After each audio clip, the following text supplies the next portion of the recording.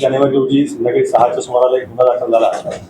त्याच्यामध्ये फिर्यादी होत्या फरजाना मोहम्मद फिरोज मंसुरी. त्यांची तक्रार अशी होती की त्या बाजारामध्ये त्यांच्या 2 मुलींना घेऊन गेल्या होत्या आणि DCB बँकेसमोर रस्ता क्रॉस करत असताना जी छोटी मुलगी तिचं वय 3 वर्ष आणि धाकटी मुलगी तिचं वय 3 महिने यांना घेऊन परत येत असताना मोठी मुलगी रडायला लागली. त्यामुळं त्या दोन्ही मुलींना घेऊन रस्ता कसा क्रॉस करायचा तर एक बुरखाधारी महिला आली आणि त्यांना म्हणाली की तुला मुझे भी रोड क्रॉस करना है, एक लड़के को मेरे पास दे दो, असं म्हणून तिने त्या मुलाला छोटी मुलगी जी होती 3 महिन्याची त्या मुलीला घेतलं. दोघीजणी डिवायडरपर्यंत बरोबर चालत आल्या आणि त्यानंतर जी अनोळखी महिला होती ती महिला जोरात रस्ता क्रॉस करून पलीकडे निघून गेली आणि रिक्षामध्ये बसून निघून गेली.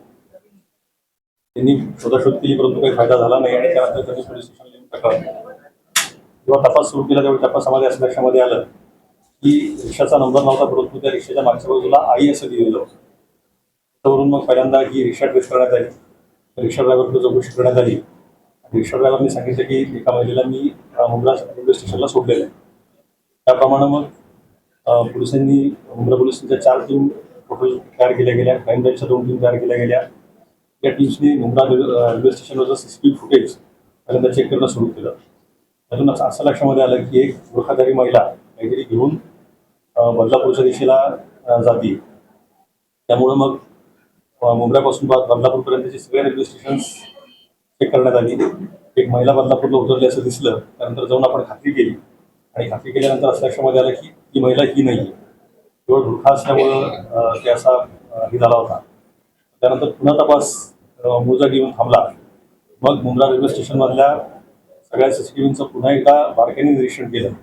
त्यावेळी असं लक्षामध्ये आलं की प्लॅटफॉर्म नंबर 2वर एक महिला त्यामध्ये एक बाळाला घेऊन येते. त्या बाळाचा सॉक्स पायाच्या बाजूला दिसतोय. एका माणसाला भेटते, त्यांना अजून एक महिला येऊन भेटते आणि त्यानंतर एक महिला परत निघून जाते स्टेशनच्या बाहेर आणि त्यानंतर एक ती महिला आणि तिच्याबरोबरचा माणूस इकडं CST लोकलमध्ये बसतात आणि मुंबईच्या दिशेला निघतात.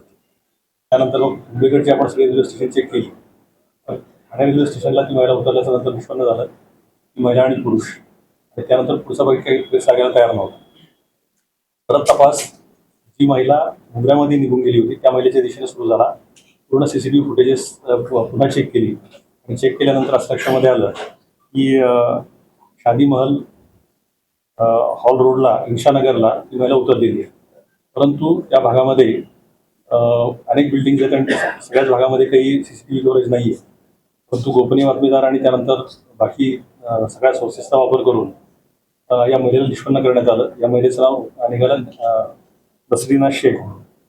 या नसरीना शेखला चौकशी केली त्यावेळी तिने असं सांगितलं तिची बहीण आणि तिचा मेहुणा हे दोघं मुंब्र्याला आले होते तिला न सांगता आणि तिला त्यांनी प्लॅटफॉर्मला बोलवून घेतलं होतं हे सांगण्यासाठी की मग तुम्ही सरप्राईज दिखाने वाली रेल्वे स्टेशन पे आजा. आणि त्यानंतर मग जेव्हा ती तिकडे गेली त्यावेळी सरप्राईज म्हणजे काय तरी 3 महिन्याचं बाळ दाखवलं. बाळ दाखवल्यानंतर घाईघाईने ही लोकं निघून गेली.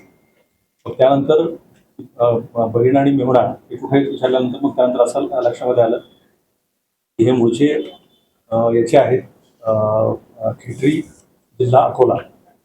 त्यानंतर आपण अकोल्याला टीम पाठवली खेटरी गावामध्ये आणि त्यानंतर ते लहान बाळ आणि त्याचबरोबर दोघेही नवरा बायको आरोपी यांना आपण ताब्यामध्ये घेतलेलं आहे.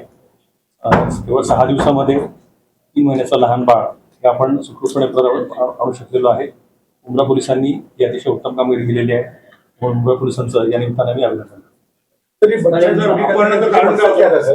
अपहरणाचं कारण असं होतं की लग्न होऊन जवळजवळ 8-9 वर्ष झाली परंतु मूल होत नव्हतं आणि यूट्यूबवर कुठेतरी तिला असं कळालं होतं म्हणजे फिरुन्निसा आरोपी जे आहेत फिरुन्निसा मुजीब मोहम्मद फिरुन्निसाला असं कुठेतरी सांगितलं होतं आणि यूट्यूबवरून तिला असं केलं होतं की मुंब्रा भागामध्ये म्हणे नवजात अर्भकाशी सोडून दिली जातात किंवा रस्त्याकडे टाकली जातात तुला घेतली त्याच्यामध्ये नक्की मिळेल असं त्यांना वाटलं.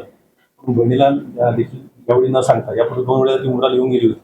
तिला असं काही सापडलं नव्हतं परंतु यावेळी तिला तो मिळाला आणि त्यानंतर त्या बालकाला तुम्ही उचलतो.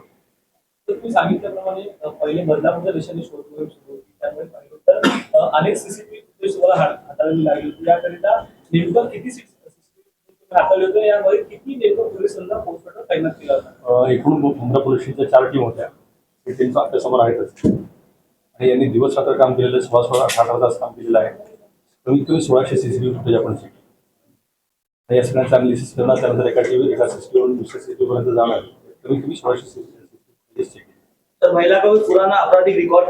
कुछ सर कितने घंटे में क्या सॉल्व किया आप लोगों ने? इसको 6 दिन लग गए लेकिन ये दोनों दिनों काफी कॉम्प्लिकेटेड ये था.